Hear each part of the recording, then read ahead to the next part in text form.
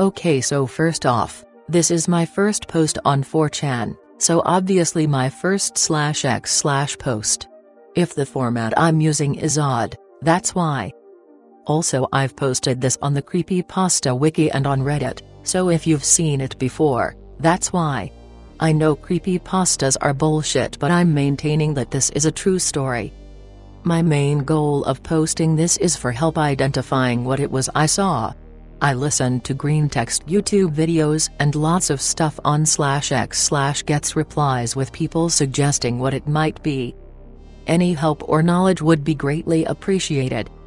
Be me, a high school kid in his senior year in February of 2011 in some crappy town in Pennsylvania. On a weekend day I had met my friend Eric. We clicked instantly and we are still good friends to this day. On the same day I had also reconciled with another friend of mine, Brett, who, due to a disagreement, hadn't been speaking to me for over a month. Brett and Eric were already friends, so the three of us hung out all day just fucking around.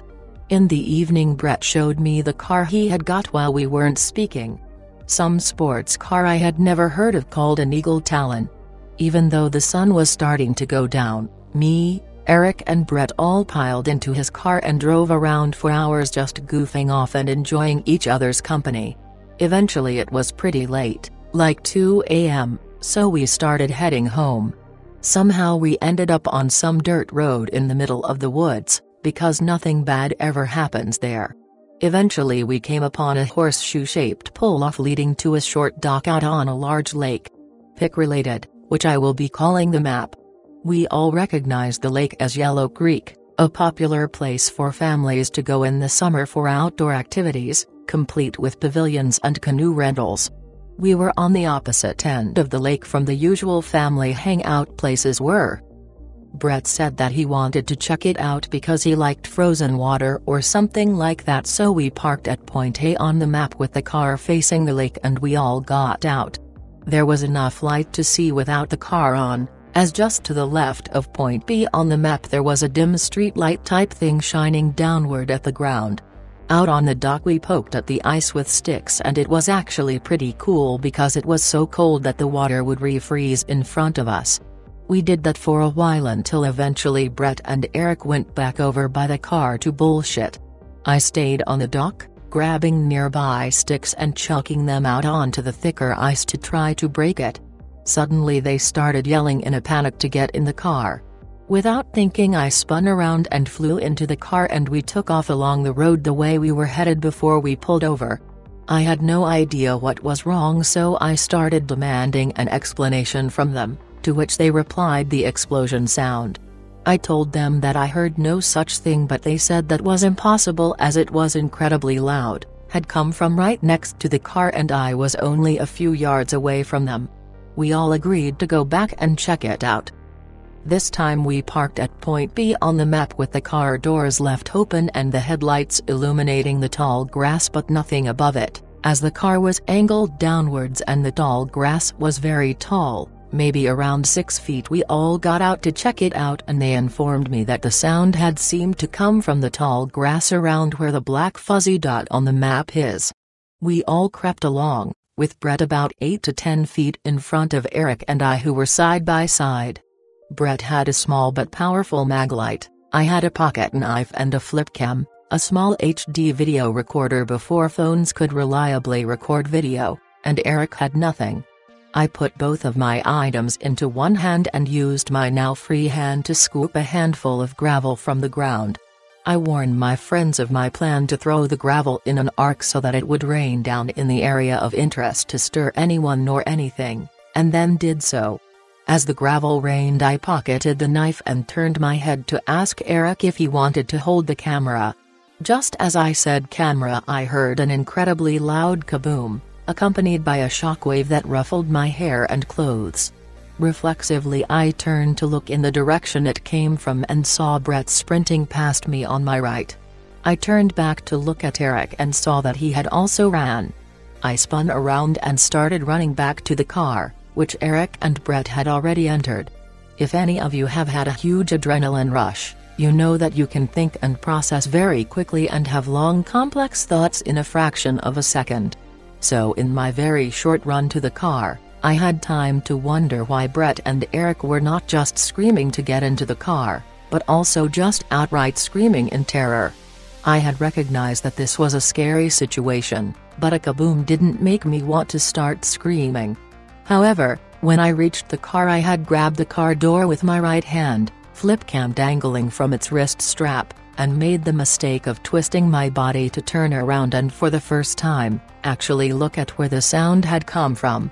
First, let me say that the dim street light had kept my eyes from adjusting to the dark, so all I could see of this is what was above the tree line. It was very tall, obviously, since it was above the tree line, and I could mostly only see a silhouette contrasting against the night sky. It was very wide, at least as wide as the car was long, probably more, and not at all humanoid, with a kind of boxy body. There was some structure on top that I kind of rationalized as a head, and worst of all, there were multiple very small appendages on each side just kind of writhing really unnaturally. The entire thing very smoothly shifted side to side several yards, kind of like grandfather clock pendulum, but it didn't dip down. Just left to right, back and forth. Oddly, it made absolutely no sound as it did this. And what is maybe most interesting is that its shape didn't really make sense to look at. Like I couldn't totally comprehend what its shape was. I can't explain what I mean very well. I guess the best I can do is to kind of compare it to when I look at the lattice of a grocery store cart, and if my eyes don't adjust to it correctly, I get some kind of vertigo with fucked up depth perception. It's like I could look right at the thing but I couldn't focus on it properly.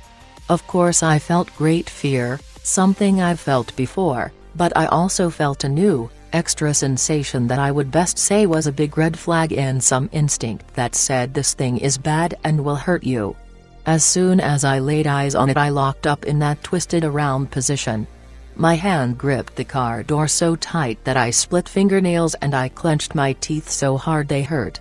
I was very aware, in fact, hyper-aware that I had to move but I could not. It was like my joints had fused. In what felt like several minutes but was probably only seconds, I managed to make small enough movements to kind of fall into the car, and Brett reversed and absolutely floored it out of there. If I remember correctly, the car door had shut itself from the speed. My body was still trying to maintain the position it was in when I locked up, so my feet pressed hard against the floor and my neck jammed against the seat, hurting considerably, and my whole body remained twisted around as if I were still looking at something. This only lasted maybe 10 seconds until my body started to relax and I could correctly sit. We flew down that little dirt road for several minutes until Brett stopped in the middle of the road to open the door and vomit. We asked him if he was alright and he said he was. Brett's hands were bleeding, which really freaked me out, but he explained that he had tripped and dug his hands into the gravel when running. We sat there for a bit corroborating our stories and coming to the conclusion that we had all seen the same thing and that we all had no fucking idea what it was. They had also confirmed for me that the explosion sound that they had first heard was the same as the one that had accompanied that thing's arrival, which should be impossible because I didn't hear the first one despite it being so loud. We all sat in there for a bit until Brett had said that he dropped his maglite. We didn't respond, and after a few seconds he said that his mom gave that to him for his birthday. I thought that was a stupid birthday present. After a few more moments of silence, Brett said he wanted to go back for his light. I was on the fence and Eric was against it. Eventually Eric said he wanted to go back, and I didn't argue. We pulled in at the same spot at point B on the map and immediately noticed that it was not there. Brett got out and slowly inched to the spot that he dropped his maglite as Eric and I remained in the car. About halfway there Brett chickened out and came back to the car. He said fuck it and we pulled back down to point A. Brett quickly grabbed his maglite and we repositioned back at point B with the headlights facing the tall grass. We sit there for a bit and of course now I am filming. Brett pokes his head out the window and says, "Whatever you are, can you show yourself without scaring the shit out of us?" To which I said, "Dude, don't ask it for anything." I guess that freaked Brett out because he decided to immediately leave. We got to our friend's house and waited in his driveway, where Brett vomited more. When the sun came up we went inside and bombarded him with everything, to which he basically replied that he didn't believe us. After that we went to Brett's Uncle Dave's house. Uncle Dave was a big Grizzly Adams Mountain guy who is all into cryptids and used to be a priest or something. We explained everything to him, and when we finally finished he asked if we were drinking or doing drugs, which we all denied as none of us had done that night or any other. Somehow Uncle Dave thought we might have seen a boar. Insert Fallout 4. Everyone disliked that meme. We were vocally frustrated with his suggestion. So, he offered to go with us back there in daylight and to try to find boar tracks. We figured it would at least get him out there, so fine. We all get out there, and the first thing we noticed is that roughly around where it was in the tall grass, there is a large perfect circle pushed down in the tall grass all away from the center. It was sort of crop circle-ish. Uncle Dave admitted that it's weird, but he went looking for boar prints anyways. Eventually he came back, and we all got in the car.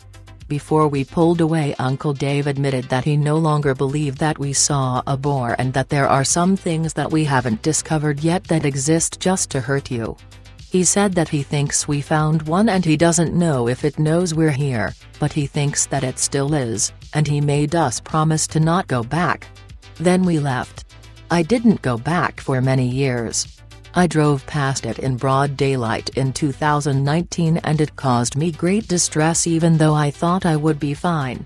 This year, in 2020, I went kayaking in Yellow Creek, launching from the opposite end of the lake. I did find the little dock but kept my distance and stared at the area for a while, moderately unnerved, but mostly fine. Nothing happened and nothing seemed out of place. In the years of discussion about this, bouncing it off of people to help get their perspective, I feel as though this may have been extra-dimensional, both because of its ability to pop into existence and the way I couldn't comprehend its shape, like it was a 4D or higher object maybe. In one of the most unsettling discussions that I had, someone had suggested that it wanted to separate me from the others, which made sense when explained to me. Initially, only Brett and Eric had heard the kaboom, which would have likely, but thankfully didn't, scare them into getting into the car and fleeing before I knew what was going on, because I didn't hear anything. Then when it actually showed up I locked up.